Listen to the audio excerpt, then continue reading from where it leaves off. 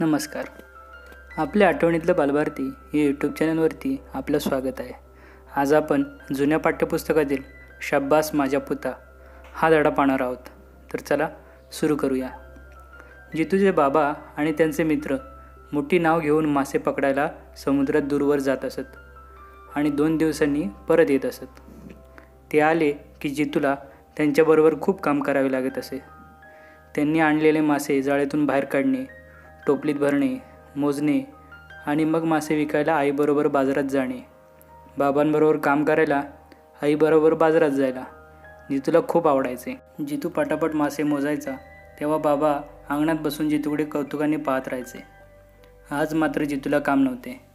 त्याने आणि त्यांच्या मित्राने समुद्रावरच सगळा दिवस घालवायचा, खूप मजा करायची असे ठरवले होते. जितूच्या आईने शिदोरी तयार करून दिली होती. जितू आपली शिदोरी घेऊन समुद्रावर आला तेव्हा सकाळची वेळ होती. गारगार वारा अंगाला लागत होता. जितू अगदी आनंदात होता. अजून कोणी मित्र आले नव्हते. तो समुद्राच्या लाटांकडे आणि त्यांच्या फेसाकडे पाहत होता. कितीही दूरवर पाहिले तरी समुद्र आपला आहेच आहे. पाणीच पाणी, अगदी क्षितिजापर्यंत. जितू वाळूत बसल्या ठिकाणीच पिशवीतील एक शंख आपल्या भोवताली वाळूत तो मांडू लागला. छोटे मोठे, लाल, काळे, टोकदार, रंगीत असे खूप शंख जितूकडे होते. वेगवेगळे आणि रंगीबिरंगी शिंपलेसुद्धा. जितूचा हा खजिना त्याचा अगदी जीव की प्राण होता. सुंदर सुंदर शंख शिंपले गोळा करणे हा जितूचा छंदच. जरा वेळ मिळाला की तो लगेच समुद्रावर जायचा आणि वाळूतले शंख शिंपले गोळा करायचा. त्याच्या सगळ्या मित्रांपेक्षा त्याच्याकडे जास्त शंख शिंपले होते.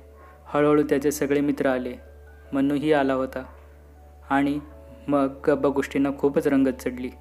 वाळूचे किल्ले करता करता किती वेळ गेला ते त्यांना कळलेसुद्धा नाही. अचानक सगळ्यांनी भोंग्याचा आवाज ऐकला. ती वादळाची सूचना होती.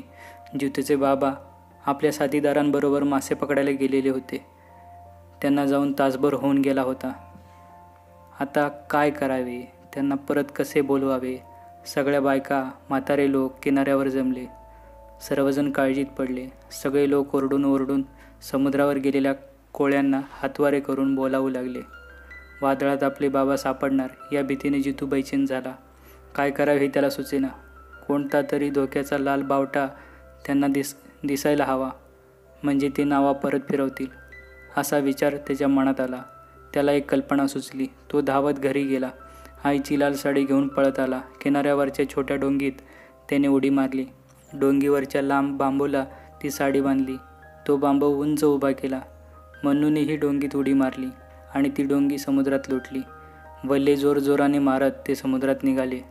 समुद्रात दूरवर गेलेल्या नावांवरच्या कोळ्यांनी जितूच्या डोंगीवरचा हा धोक्याचा इशारा पाहिला आणि नावा परत फिरवल्या.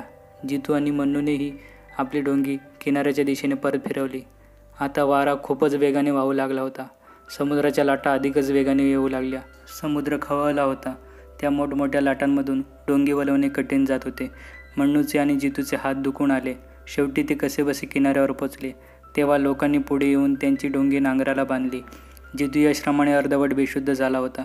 जितू शुद्धीवर आला तेव्हा त्याचे बाबा त्याला प्रेमाने कुरवाळून डोळ्यात पाणी आणून म्हणाले, शाब्बास माझा पुता. तर मित्रांनो, तुम्हाला हा धडा कसा वाटला ते आम्हाला कमेंट सेक्शनमध्ये सांगा. आणि असे धडे ऐकण्यासाठी आमच्या यूट्यूब चॅनलला सबस्क्राईब करा. आणि चॅनलवरती अपलोड केलेले बाकीचे व्हिडिओ बघायला तुम्ही विसरू नका. धन्यवाद.